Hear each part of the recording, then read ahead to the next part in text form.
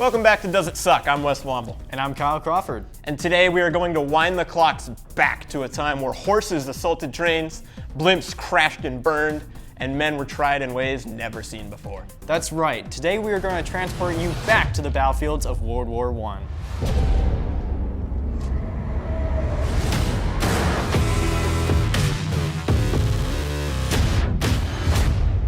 The call of the battlefield returned to us last Friday, but is the glory of the First World War enough to carry the franchise forward?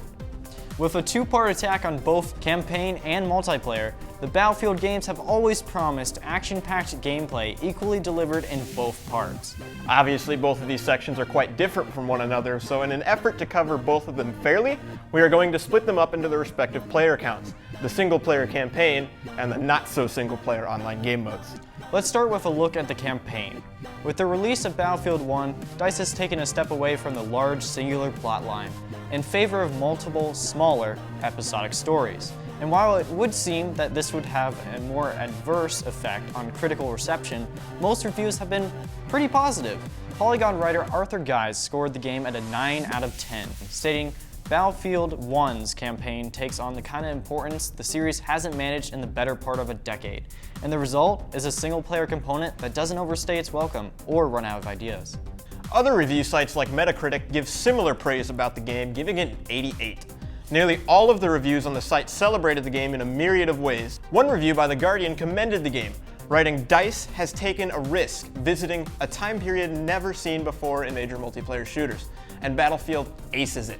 This is a lavish package that capitalizes on the stagnancy in the genre, offering something new, exciting, and most importantly, solid. It would seem to me that Battlefield is a breath of fresh air in the realm of campaign shooters. Of course, Wes, the meat of the franchise has always been in the expansive multiplayer. Although DICE hasn't altered their winning multiplayer formula too much, the changes they have made are nonetheless impactful.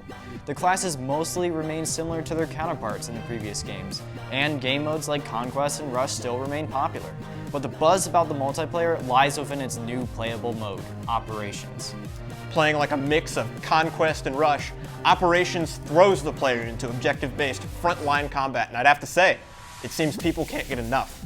IGN writer Chloe Rad scored the game a 9 out of 10, great score, and specifically commented on the game, saying, the multi-map, hour-long battles makes Operations feel more like a real, interconnected campaign than the abstract, isolated skirmishes of Conquest.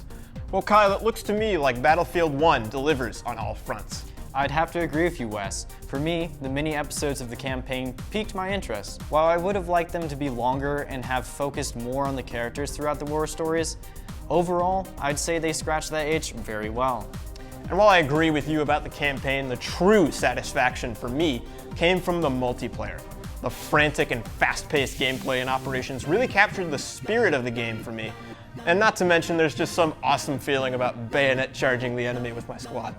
Well then, Wes, I think we can both agree that whatever you may be looking for in a game, Battlefield 1 delivers. But we are not the only ones digging foxholes here, so let's storm the Twitterverse and see what all you have to say about Battlefield 1.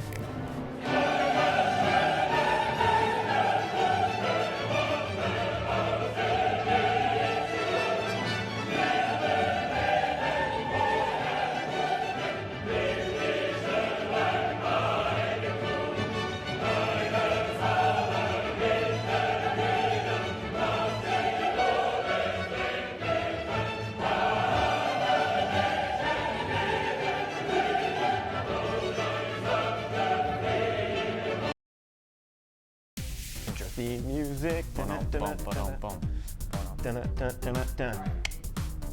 want to just go from there?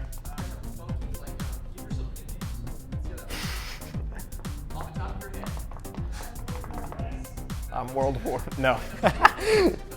Gotcha. Welcome back to Does It Suck? I'm Wes the Wombat Womble. And I'm King Kyle. Oh god. That's terrible.